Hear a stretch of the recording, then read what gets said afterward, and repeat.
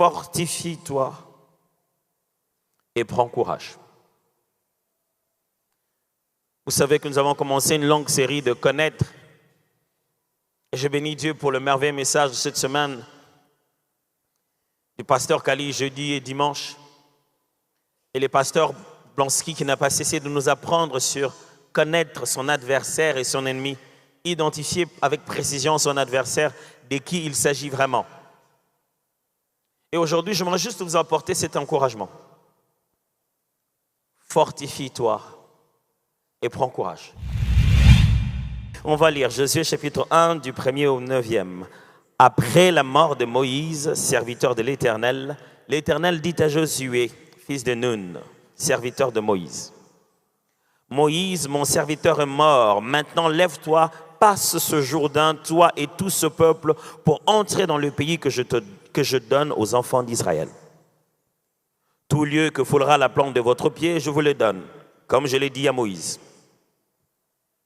Vous aurez pour territoire, depuis le désert et le Liban jusqu'au grand fleuve, le fleuve d'Euphrate, tout le pays des Hétiens et jusqu'à la grande mer vers le soleil couchant. Nul ne tiendra devant toi tant que tu vivras. Je serai avec toi comme j'ai été avec Moïse. Je ne te délaisserai point, je ne t'abandonnerai point. Fortifie-toi et prends courage. Car c'est toi qui mettras ce peuple en possession du pays que j'ai juré à leur père de leur donner. Fortifie-toi seulement et aie bon courage, en agissant fidèlement selon toute la loi que Moïse, mon serviteur, t'a prescrit. Ne t'en détourne ni à droite ni à gauche, afin de réussir dans tout ce que tu entreprendras. Que ce livre de la loi ne s'éloigne point de ta bouche. Médite-le jour et nuit pour agir fidèlement selon tout ce qui est écrit. Car c'est alors que tu auras du succès dans tes entreprises. C'est alors que tu réussiras. Ne t'ai-je pas donné cet ordre? Fortifie-toi et prends courage. Ne t'effraie point, ne t'éprouvant point, car l'Éternel ton Dieu est avec toi dans tout ce que tu entreprendras.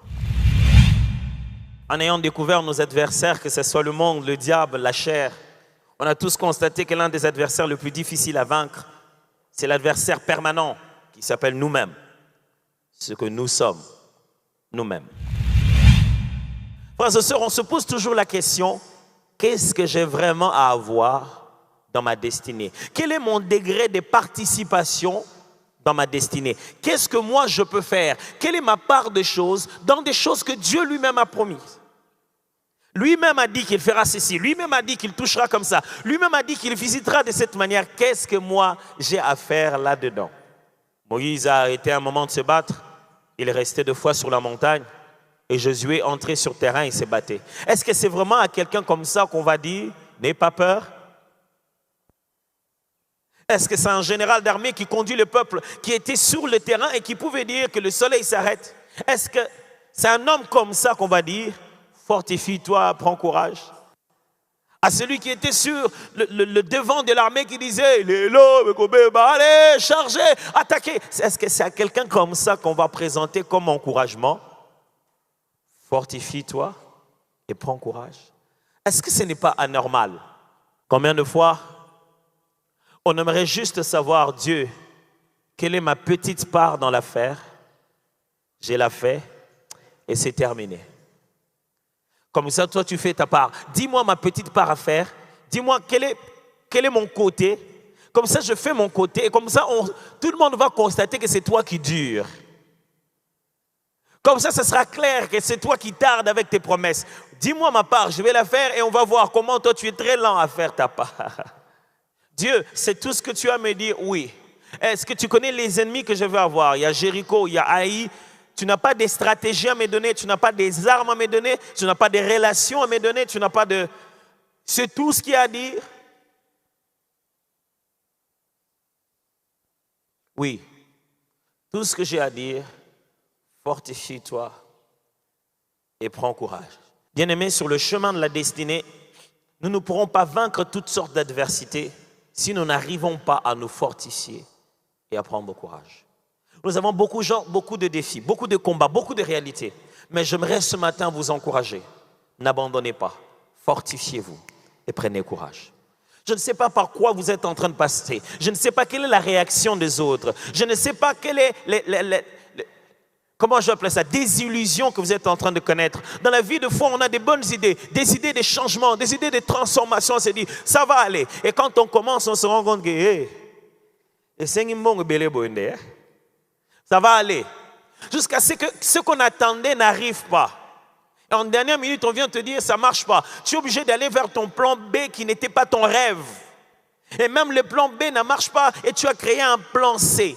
Et tu commences à te demander, est-ce que je dois toujours croire que je finirai par vaincre? Ce matin, je voudrais vous dire, fortifie-toi, prends courage.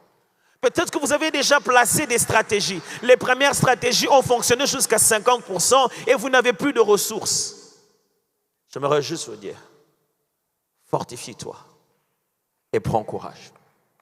La plupart des fois dans la Bible, Dieu nous parle et il sait ce que nous devons faire. Devant l'adversaire, devant les combats, devant des défis, devant des sujets d'encouragement, il sait ce que nous devons faire. Et écoute ce qu'il dit, fortifie-toi. Mais voilà ce que nous disons, Seigneur, fortifie-moi. Dieu, tu ne sais pas que sans toi on ne peut rien faire. Seigneur, si tu ne me soutiens pas, je ne sais rien. Oh Seigneur, soutiens-moi, Yahweh. C'est comme ça que nous nous prions. Quand ça va mal, nous disons, Seigneur, fortifie-nous. Lui, il dit, oh, fortifie-toi. Nous vivons une vie chrétienne où nous fouillons notre responsabilité de nous bâtir en nous-mêmes. Quand ça ne va pas, on se dit, le combat est extérieur, les attaques sont fortes. Seigneur, j'ai besoin de toi. Il dit, oh, comment ça va là-bas? Mon cher, fortifie-toi. Seigneur, je suis perdu, je suis déstabilisé, mais regarde toutes ces attaques. Il dit, oh, mon cher, il y a quoi?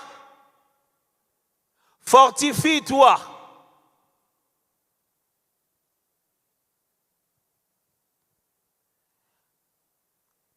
Dans ma vie, je me suis réveillé plusieurs fois en me disant, je vais reprendre les sports.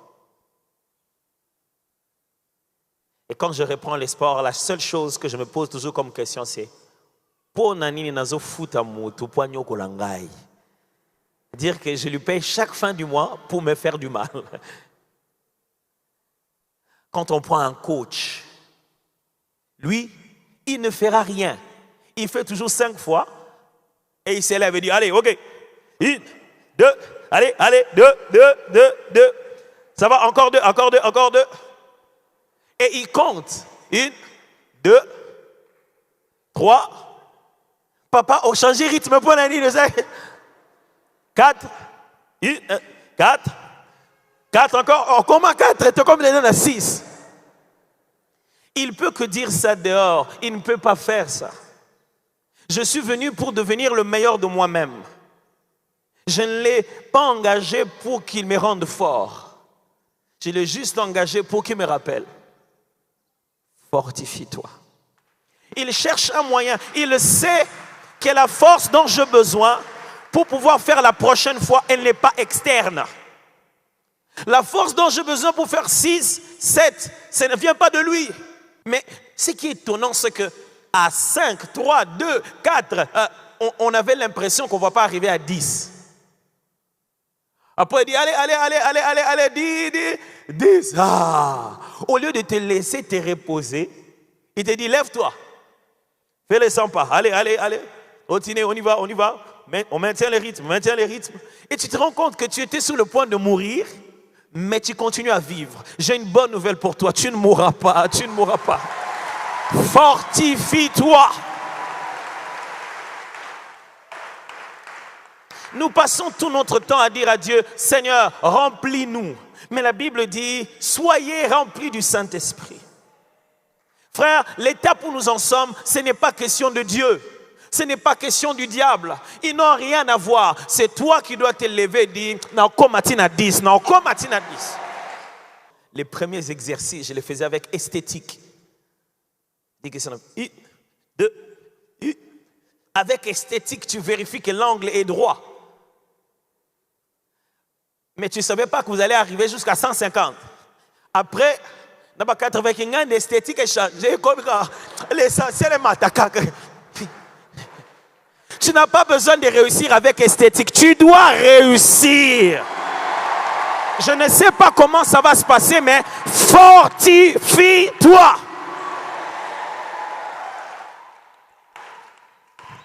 Vous savez, quand vous jouez au foot, même à Tochebia par hasard, et tout tient dans mon Congo. Et Zabi. C'est-à-dire, Nasopi Moutouté, Betka Bale, tout ce dans mon Congo, et Koti, Combo Nangane Mouteche, Moukongo Nangeche, j'ai une bonne nouvelle pour toi. Même dans mon Congo, Pamba, Ogocha. Ça ne peut pas s'arrêter comme ça. Fortifie-toi. Dieu dit, les problèmes n'est pas au niveau de l'adversaire, c'est au niveau de toi. Ressaisis-toi. Tu n'as pas besoin de moi, tout est là avec toi. Ressaisis-toi. Depuis de notre mariage, ma femme et moi, on a changé plusieurs endroits où habiter, vous savez, au fur et à mesure que la famille grandissait.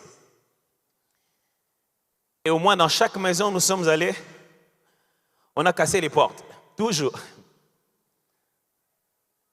Parce que les sacs des femmes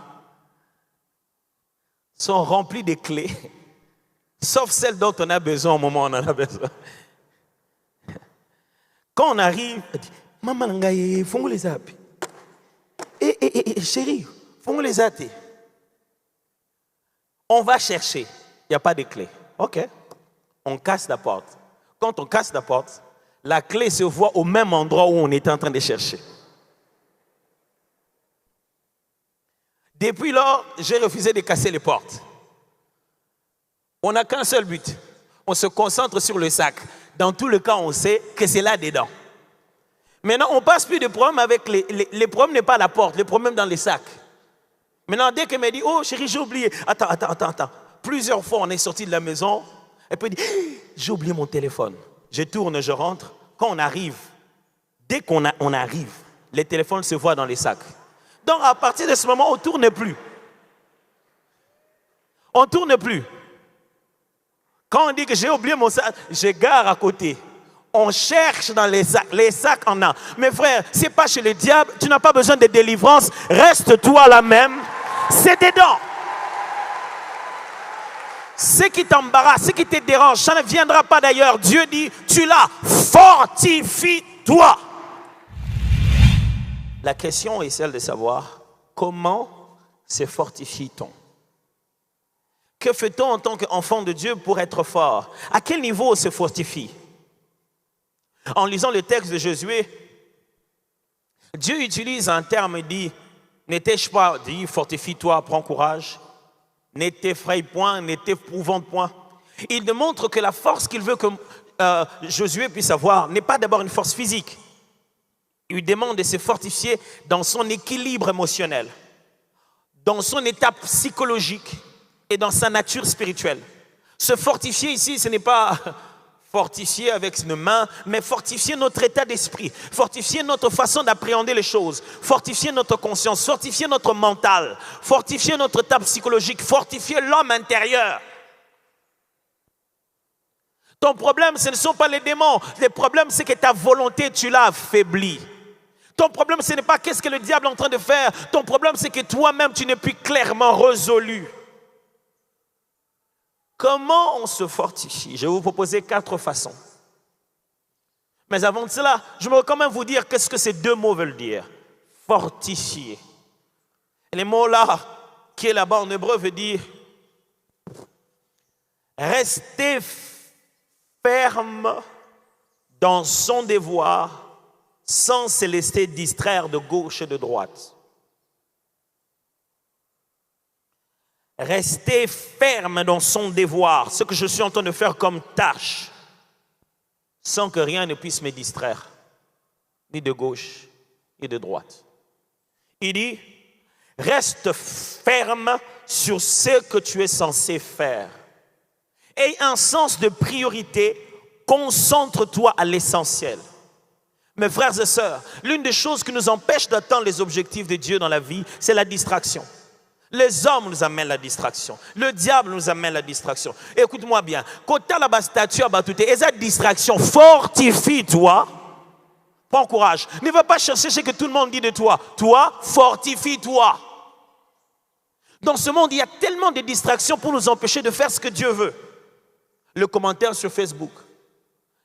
Maintenant, c'est plus sur Facebook, c'est sur les statuts des gens. Donc, première photo, il dit une chose, deuxième photo, il dit. Donc, la suite, vous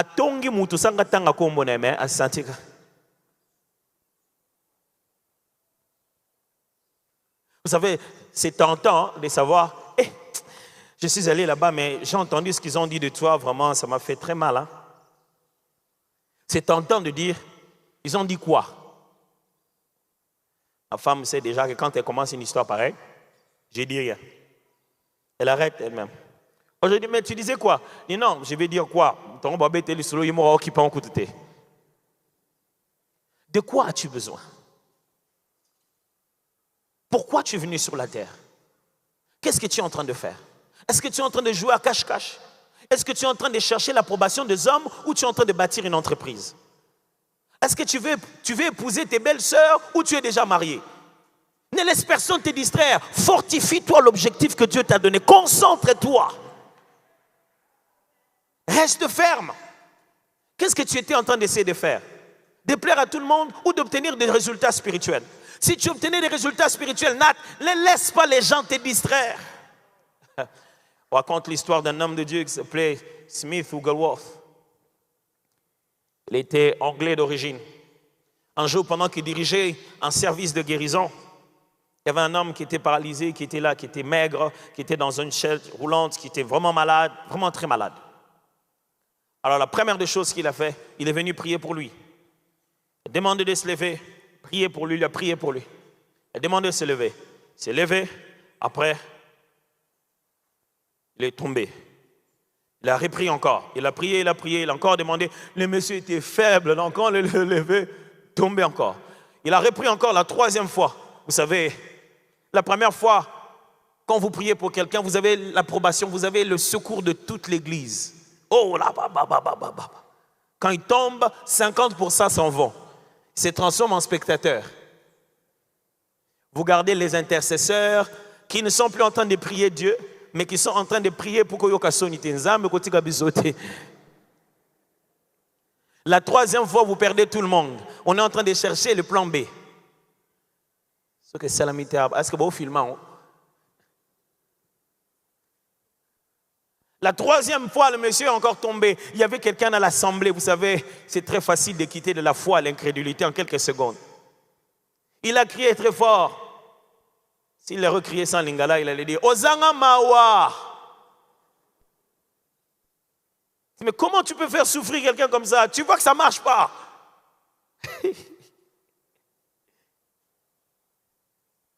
Il lui a dit tais-toi, je suis occupé. Il s'est concentré sur lui. Et ce qu'il a fait est incroyable. Il l'a cogné. Il a cogné le monsieur maigre là. Il l'a cogné comme ça. Doum! Le monsieur est par terre. Quand le monsieur est par terre, lui il a dit, c'est fait. Il a continué. Les gens murmuraient. Lui il est allé chercher d'autres personnes pour qu'il prie. Le monsieur qui était par terre, cette fois-ci il a commencé à se relever lui-même. Quand il s'est relevé, l'endroit, dès qu'il se mettait debout, il y avait des trucs tout noirs qui étaient par terre. On ne savait pas d'où ça venait, mais c'était sorti de lui. C'était tout noir, tout bizarre. Non seulement qu'il s'est levé, il a commencé à marcher en criant très fort. Mes frères, les gens, ils sont très gentils contre toi. Leur gentillesse n'est pas pour toi. Ça va te donner des limites. J'aimerais juste te dire, si tu fais quelque chose, fortifie-toi, focalise-toi sur ce que tu es en train de faire. N'abandonne pas Dieu sans que tu voies des résultats. Ne va pas vers ce qu'il te propose. Fortifie-toi. Comment les chrétiens se fortifient-ils? Pasteur, c'est facile à dire, fortifie-toi. Mais on fait quoi en réalité? Ce ne sont pas des exercices physiques. On fait quoi en réalité? La Bible nous propose 4 choses. Ce n'est pas une liste exhaustive, mais ce sont juste ces éléments que je voudrais partager avec vous pour vous fortifier. La première des choses est dans ce texte, au chapitre 8, que ce livre, au chapitre 1, excusez-moi, au verset 8, que ce livre de la loi ne s'éloigne pas de ta bouche. Josué 1, 8. La Bible dit, médite-la jour et nuit. La première façon de fortifier l'homme intérieur, c'est de déclarer la Bible. Écoutez-moi, frère. Une des choses qui a affaibli et fragilisé la foi chrétienne ou bien la vie de prière des enfants de Dieu à l'église, c'est cette définition un peu trop simpliste qu'on a donnée à la prière, selon laquelle la prière, c'est parler avec Dieu. Ce qui veut dire que quand quoi que ce soit dans son cœur ne va pas bien, il n'a pas envie de parler. Même avec nos frères, nos sœurs, nos femmes, nos enfants, quand ça ne va pas, tu n'as pas envie de parler. Même si ce n'est pas eux qui ont fait ça, mais tu n'as pas simplement envie de parler. C'est faux ou ça ne m'arrive qu'à moi? Hein? Et même les amis te demandent, même au boulot, te disent, quand il y a quelque chose qui ne va pas bien au-dedans de toi, ou quand tu as des questionnements, tu n'as simplement pas envie de parler. Ça nous arrive même dans notre relation avec Dieu. Quand tu n'as simplement pas envie de parler, tu commences à dire, vraiment prier pour moi, je n'arrive même plus à prier. Pourquoi? Parce que tu penses que prier, c'est nécessairement parler à Dieu. Dieu dit, je sais qu'il y a des moments où tu n'as pas envie de parler à personne. Tu as envie de rester avec toi-même. Alors, reste avec toi-même, mais prends la parole. Ne me parle pas. Parle à toi-même, mais avec la parole. Dieu dit à Josué que le livre de la loi ne s'éloigne pas de ta... Hein? Vous vous êtes jamais posé la question pourquoi il dit bouche? Hein? Il n'a pas dit ne s'éloigne pas de ta tête. Il n'a pas lu ne s'éloigne pas de ton regard. Il n'a pas dit ne s'éloigne pas de tes yeux. Parce que le mot qui est là, ce n'est pas médite-le, mais soliloque. Les verbes est très difficile en français. Le mot qui est là, ce n'est pas regarde-les pour y réfléchir. Le mot qui est là, c'est prononce-les jour et nuit. C'est pourquoi il dit ne s'éloigne pas de ta bouche. Frère, la force de la parole de Dieu, ce n'est pas quand il ne s'éloigne pas de nos yeux. C'est quand elle ne s'éloigne pas de notre bouche. Quand ça ne va pas, que tu as besoin de te fortifier, prends les textes. On publie les méditations chaque jour sur la page de l'église. Prends les textes. Cherche un texte, celui par lequel ça te rassure. Cherche un texte de la parole de Dieu. Commence à les déclarer. Ton esprit a besoin d'entendre ta bouche dire les vérités qui lui permettent de se rassurer. Alors ne va pas dans la chambre pour prier comme quelqu'un qui est dans une messe en train d'attendre, je ne sais pas moi. Écoutez-moi, nous sommes des enfants de Dieu en train de pratiquer la parole de Dieu. Ce n'est pas de la religion, c'est de la spiritualité. Le maître de tout esprit qui a établi les principes par lesquels les spirituels fonctionnent, c'est Dieu. Et il a dit ceci, si tu veux que ça fonctionne dans ton homme intérieur, prends la parole, commence à dire, je suis la tête, non la queue. En toutes ces choses, je suis plus que vainqueur par celui qui m'a aimé. Écoute-moi, même si on vient te voir, on pense que tu es fou. Continue à déclarer. De nos jours, il y a tellement des applications dans la Bible, des moyens de trouver des versets bibliques. Par où je vais commencer? Va dans ton téléphone. La fameuse Bible qui est dans ton téléphone que tu regardes jamais, que tu n'essaies d'ouvrir qu'à l'église pour nous faire croire que tu lis la Bible pendant que tu es en train de chercher les WhatsApp. C'est là. Regarde à l'intérieur, tu verras qu'il y a des versets bibliques du jour. Cherche un texte. Proclame les paroles de Dieu. Proclame cela dans ta bouche. Ne réfléchis pas. Fais les 100 pas dans ta chambre. Proclame cela. Organise une retraite de fortification. Fais une veillée de fortification. Veillée de prière de fortification. Je n'ai pas besoin des voisins. Je vais être seul. Je ne vais pas attaquer les diables. Je ne vais pas faire de combat spirituel. Retraite de fortification. Deuxième moyen. C'est dans Ephésiens chapitre 5, versets 18 à 19.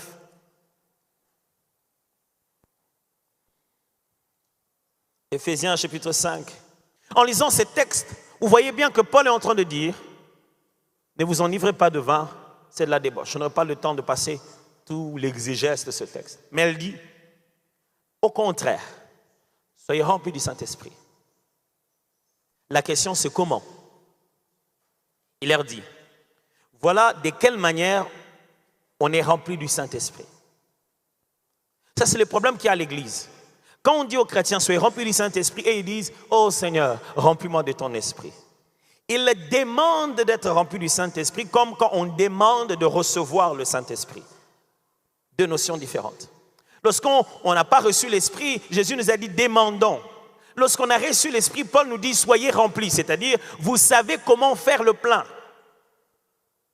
Et les chrétiens se disent, si je ne suis pas rempli, ce n'est pas ma faute, c'est Dieu qui ne m'a pas rempli. Oh, Dieu dit, non, non, non, vous là-bas, comment ça va, ça va. Allez, soyez remplis du Saint-Esprit. Alors Paul dit, si vous voulez être rempli, si vous voulez être fortifié, si vous voulez vibrer, devenir fou, chantez des cantiques, des psaumes, des cantiques spirituels, des hymnes. Mes frères et sœurs, on ne chante pas pour le plaisir de chanter. Non. Le chant et la musique n'a pas commencé aujourd'hui. Lorsque Dieu plaçait les fondements de la terre, les anges rendaient des louanges. Dieu et la musique, Dieu et les chants, la musique n'est pas une chose qui va rester ici. J'ai déjà entendu les gens dire non, la musique va rester, nous irons dans l'éternité. C'est faux. Lorsque nous irons dans l'éternité, la Bible dit nous serons en train de chanter les cantiques de l'agneau et les cantiques de Moïse. Jusqu'à l'éternité, on va continuer à chanter. Je ne sais pas ce que Dieu a mis dans la musique, mais il y a quelque chose qui fait que quand on se met à chanter les vrais cantiques de Dieu, Nzembo ya Nzambe. Troisièmement,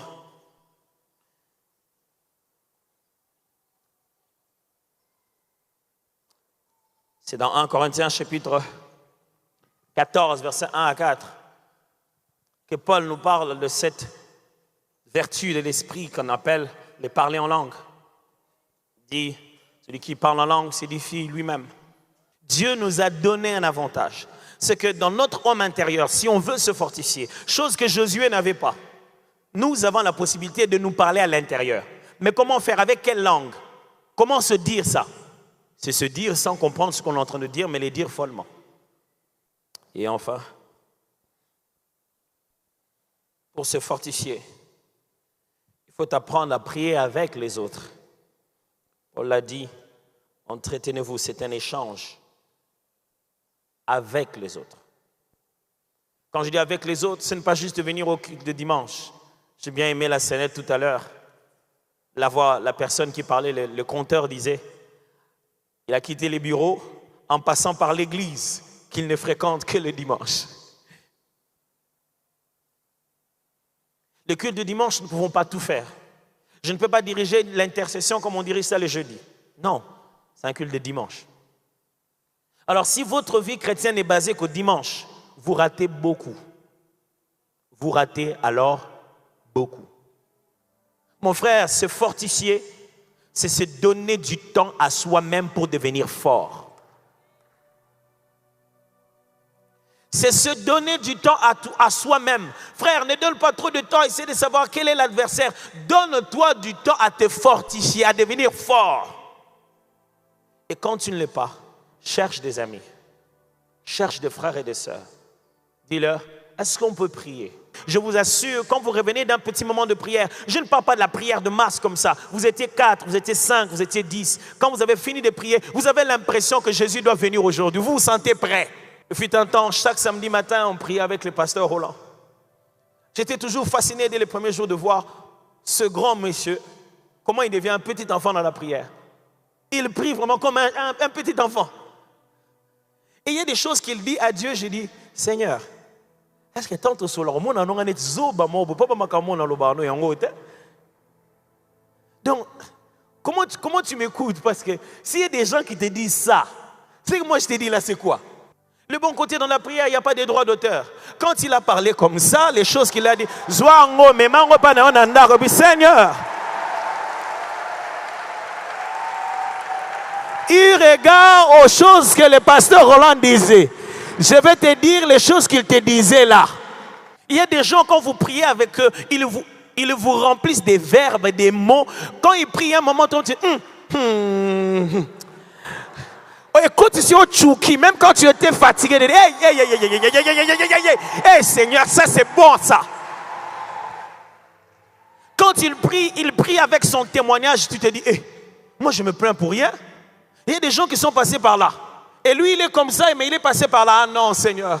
Seigneur, ça va aller. Ça va aller. Seigneur, ça va aller. Je ne vais pas reculer. Je vais me fortifier. Frères et sœurs, j'aimerais vous dire, la responsabilité est de notre côté. Ce n'est pas l'ennemi ni au Seigneur. C'est à nous de nous fortifier. Tout est là. Fortifie-toi.